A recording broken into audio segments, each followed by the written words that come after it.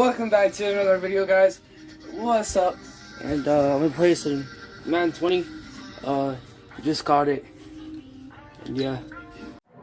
You, John Fitzgerald Kennedy, do solemnly swear I, John Fitzgerald Kennedy, do solemnly swear that you will faithfully execute the office of President of the United States that I will faithfully execute the office of President of the United States and will, to the best of your ability, and will, to the best of my ability, preserve, protect, and defend the Constitution of the United States. preserve, protect, and defend the Constitution of the United States. So help you God. So help me God.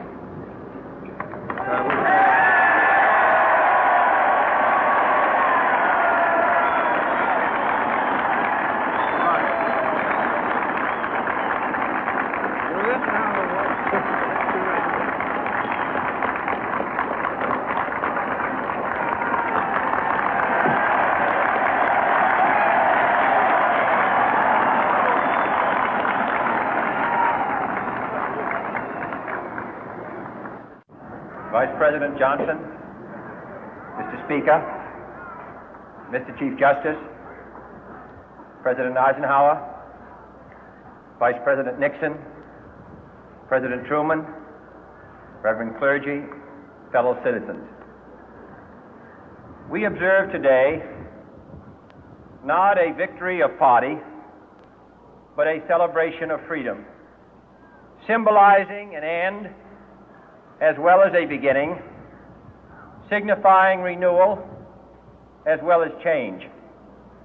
For I have sworn before you and Almighty God the same solemn oath our forebears prescribed nearly a century and 3/4 ago.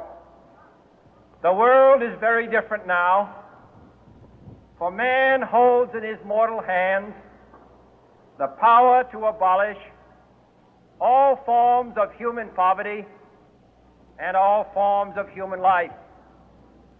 And yet the same revolutionary beliefs for which our forebears fought are still at issue around the globe. The belief that the rights of man come not from the generosity of the state, but from the hand of God. We dare not forget today that we are the heirs of that first revolution. Let the word go forth from this time and place to friend and foe alike that the torch has been passed to a new generation of Americans born in this century, tempered by war, disciplined by a hard and bitter peace, proud of our ancient heritage, and unwilling to witness or permit the slow undoing of those human rights to which this nation has always been committed and to which we are committed today at home and around the world.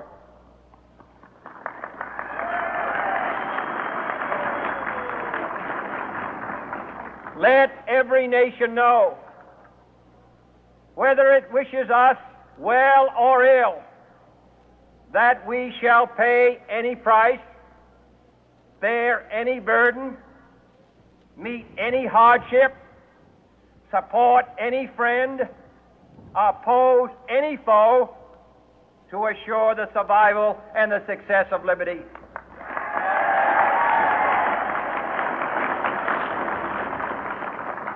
This much we pledge and more. To those old allies whose cultural and spiritual origins we share, we pledge the loyalty of faithful friends. United, there is little we cannot do in a host of cooperative ventures. Divided, there is little we can do, for we dare not meet a powerful challenge at odds and split asunder. To those new states whom we welcome to the ranks of the free, we pledge our word that one form of colonial control shall not have passed away, merely to be replaced by a far more iron tyranny. We shall not always expect to find them supporting our view, but we shall always hope to find them strongly supporting their own freedom, and to remember that in the past, those who foolishly sought power by riding the back of the tiger ended up inside.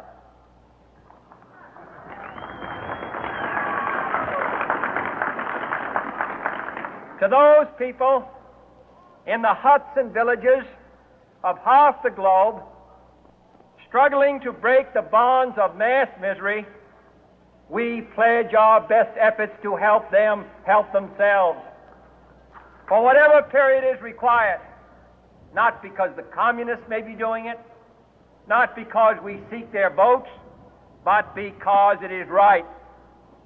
If a free society cannot help the many who are poor, it cannot save the few who are rich.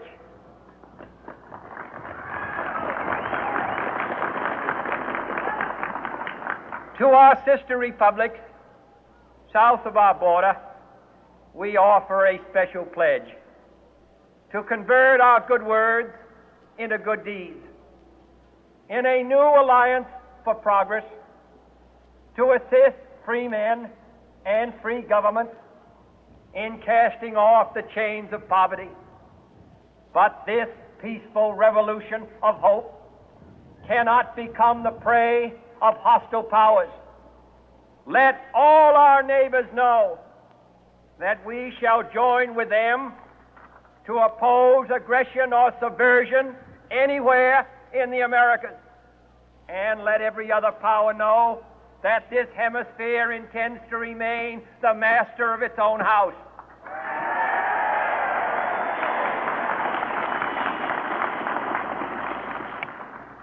To that World Assembly of Sovereign States, the United Nations, our last best hope, in an age where the instruments of war have far outpaced the instruments of peace, we renew our pledge of support to prevent it from becoming merely a forum for invective, to strengthen its shield of the new and the weak, and to enlarge the area in which its writ may run. Finally, to those nations who would make themselves our adversary, we offer not a pledge, but a request that both sides begin anew the quest for peace.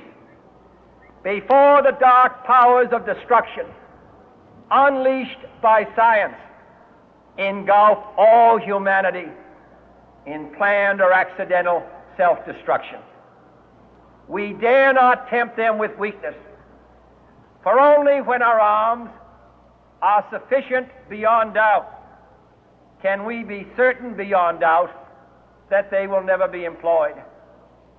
But neither can two great and powerful groups of nations take comfort from our present course, both sides overburdened by the cost of modern weapons, both rightly alarmed by the steady spread of the deadly atom, yet both racing to alter that uncertain balance of terror that stays the hand of mankind's final war.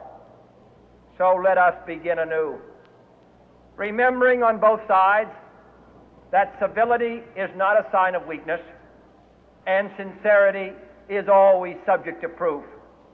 Let us never negotiate out of fear, but let us never fear to negotiate.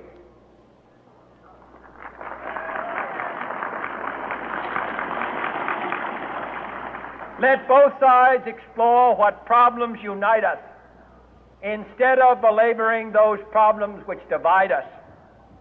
Let both sides, for the first time, formulate serious and precise proposals for the inspection and control of arms, and bring the absolute power to destroy other nations under the absolute control of all nations.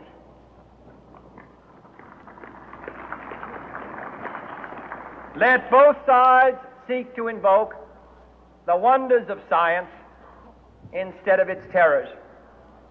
Together, let us explore the stars, conquer the deserts, eradicate disease, tap the ocean depths, and encourage the arts and commerce. Let both sides unite to heed in all corners of the earth the command of Isaiah to undo the heavy burden and let the oppressed go free.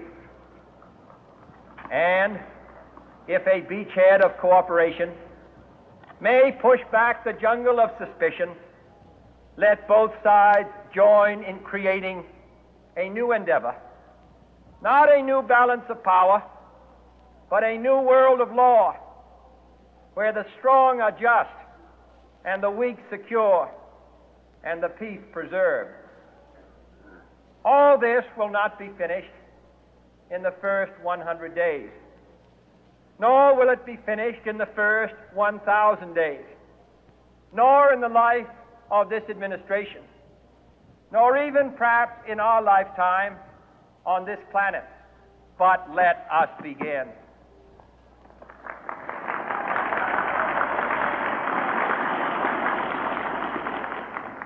In your hands, my fellow citizens,